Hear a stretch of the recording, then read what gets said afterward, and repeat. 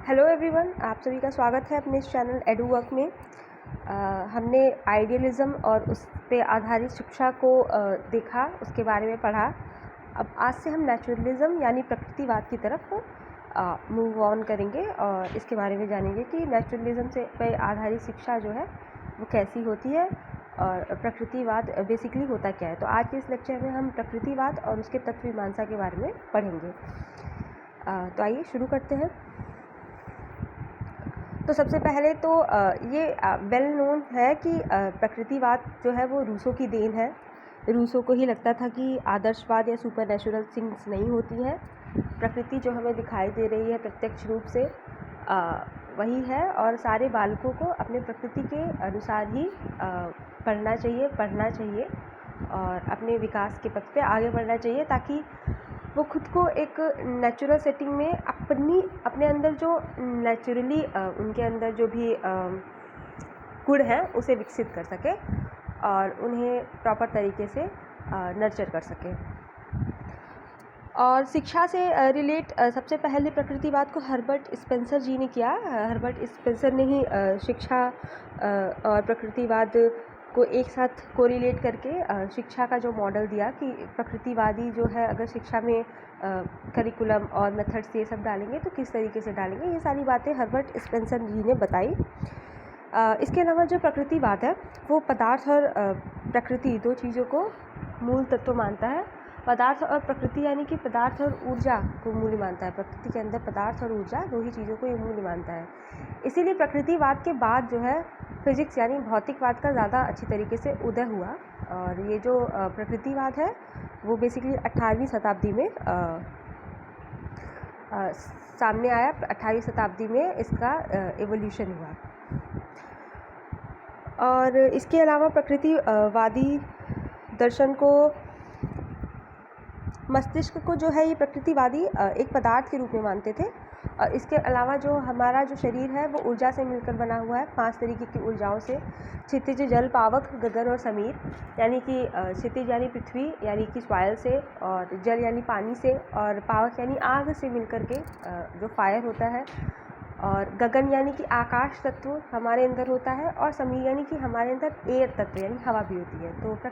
तो प्रकृतिवाद जो है वो यही मानते थे कि हमारा शरीर यानी या किसी भी प्राणी का शरीर 5 मूल तत्वों से मिलकर बना हुआ है जो कि ऊर्जा है, और ये हमें पदार्थ में बदल करके एक शरीर का निर्माण करते हैं, जिससे इंसान या कोई भी जो है प्राणी जगत में जीवात्मा जो है वो बनती है। हालांकि ये आत्मा परमात्मा में मानते नहीं थे, ये जीवात्मा शब्द बस मैंने समझाने के लिए यूज़ किया है। ये सुपर नेचुरल थिंग्स में बिल्कुल भी बिलीव नहीं करते थे। इनके हिसाब से जो हमें दिख रहा है बस वही सच है। और दिखने में भी बाद में चूँकि साइंस ने परमाणु वगैरह और ऊर्जा को ज़्यादा ढूंढ लिया, तो उसके बाद फिर परमाणु और ऊर्जा में इनका ज़्यादा विश्वास हुआ कि परमाणु और ऊर्जा एक दूसरे में बदले जा सकते हैं। यही दोनों सत्य हैं, बाकी कुछ भी सत्य नहीं है। हाँ, और प्रकृतिवाद में जो है कि प्रकृति का शब्द जो है दो अर्थों में प्रकृति है होती है। भौतिक प्रकृति यानी जो रियलिटी जो हमें दिख रही है, पेड़ पौधे, घर और लकड़ियाँ, ये सारी चीज़ें जो है भौतिक प्रकृति होती है। एक मानव प्रकृति होती है जिसको हम मनोविज्ञान में पढ़ते हैं। तो प्रकृतिवाद में जो प्रकृति होती है वो भौतिक प्रकृति बेसिकली मानी जाती है, ठीक है। इसी को रियलिटी माना जाता है जो भौतिक प्रकृति होती है। मानव प्रकृति का अध्ययन हम प्रकृतिवाद में नहीं करते हैं। और इसके मेन जो एक्सपोनेंट्स हैं अरस्तु है, बेकन है, काम्टे हैं, हॉब्स है, लेमार्क है, रूसो है, हक्सले हैं, स्पेंसर है और बर्नार्ड शॉ। तो ये जो है प्रकृतिवाद के मेन प्रवर्तक माने जाते हैं। इन लोगों ने प्रकृतिवाद में को इवॉल्व करने में अपना योगदान दिया है। इसके बाद इसकी मेटाफिजिक्स जो है वो प्रकृतिवाद जो है प्रकृति और पदार्थ को ही सत्य मानते हैं, यानी पदार्थ और ऊर्जा को। और इसके बारे में हमने पढ़ा ही है कि 5 मूल तत्व से मिलकर बने होते हैं। प्रकृतिवाद तत्व मीमांसा का ही दर्शन है, क्योंकि सिर्फ रियलिटी जो है वो जो हमें प्रत्यक्ष रूप से दिखाई पड़ता है वही रियलिटी है। उसके अलावा और कुछ उसके परे ज्ञानी और वैल्यू, मोरल, एथिक्स, इन सब की बातें वो नहीं करते हैं। तो ज्ञान मीमांसा और मूल्य मीमांसा पे इनका ज़्यादा कुछ फोकस नहीं रहता। इसलिए प्रकृतिवाद तत्व मीमांसा का दर्शन है। जो चीज़ हम छू सकते हैं अपने ज्ञानेंद्रियों और कर्मेंद्रियों द्वारा पता कर सकते हैं, बस वही सत्य है। इसलिए प्रकृतिवाद को भौतिकवाद भी कहते हैं। और ये ईश्वरीय सत्ता में विश्वास नहीं करते हैं और मनुष्य का जो विकास है वो प्राकृतिक रूप में हुआ है। इससे इनका ये मतलब है कि उस वक्त जो है एक डार्विन का नाम सुना है आपने, बायोलॉजिस्ट थे, उन्होंने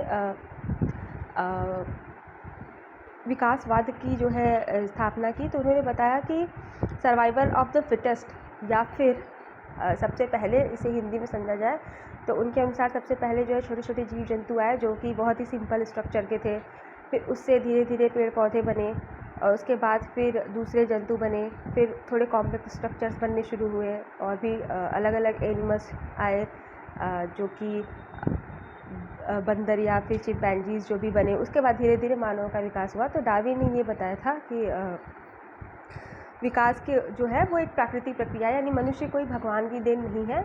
इसी तरीके से हम धीरे धीरे डेवलप हुए हैं। सारा प्राणी जगत जो है एक दूसरे से सीखता हुआ, अडॉप्ट करता हुआ, अपने प्रकृति यानी इन्वायरमेंट के साथ एडजस्ट करता हुआ अलग अलग स्वरूप लेकर के बना है। भगवान ने इसमें कुछ भी नहीं किया है, यानी कोई भी super natural thing didn't work. ठीक। इसके बाद एक प्रकृतिवादी दार्शनिक थे डेमोक्रेट्स। उनका ये मानना था कि जो संसार है वो परमाणुओं के संयोग से मिलकर बना हुआ है। तो उसी वक्त जब डेमोक्रेट्स ने ये दिया था तो उन्होंने बेसिकली डॉल्टन जो है उसी वक्त परमाणुवाद पर काम कर रहे थे। एक फिजिसिस्ट है डॉल्टन, सबने पढ़ा होगा 9th-10th में डॉल्टन का परमाणु सिद्धांत।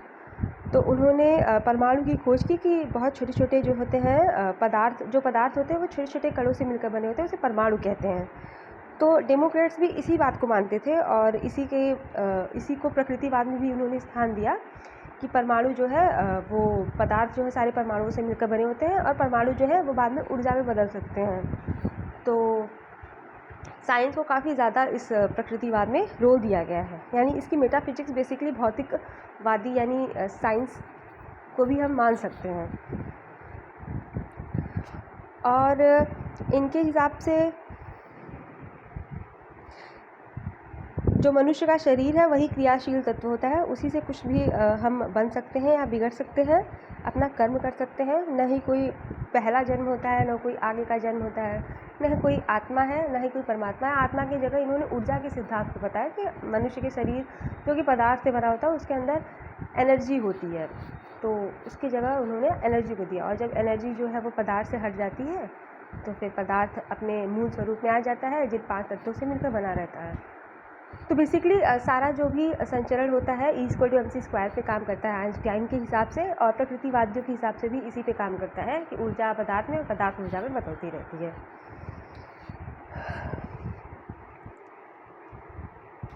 और इसके बाद है कि मेटाफिजिक्स भी जो है नेचुरलिज्म का वो दो पार्ट में डिवाइडेड है। अलग अलग जो भी इसके प्रवर्तक थे उन्होंने अलग अलग तरीके से नेचुरलिज्म को डिवाइड किया है।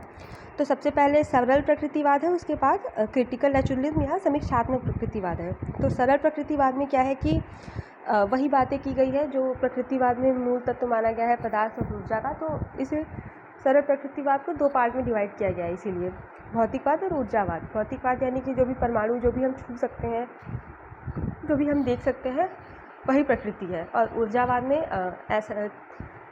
ऊर्जावाद में जो है कि ऊर्जावाद के जो प्रवर्तक थे जो नेचुरलिज्म में, उन्होंने बोला कि भौतिकवाद में क्योंकि उस वक्त क्या हुआ था कि परमाणु बमों का आविष्कार हो चुका था। तो हुआ ये कि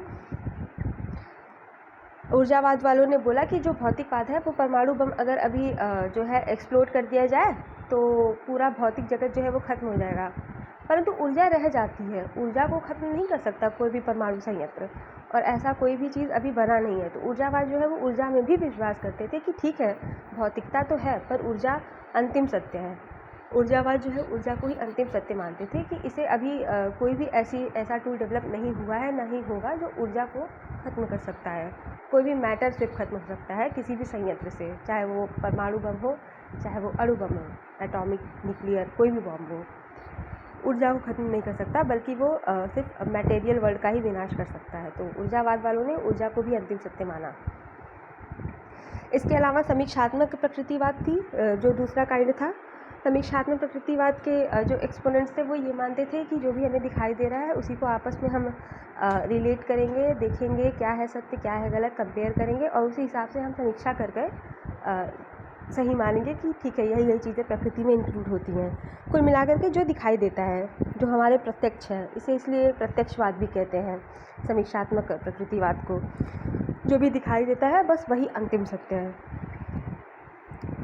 और इसके अलावा मेटाफिजिक्स में नेचुरलिज्म और आइडियलिज्म की मेटाफिजिक्स में कुछ समानताएं भी हैं।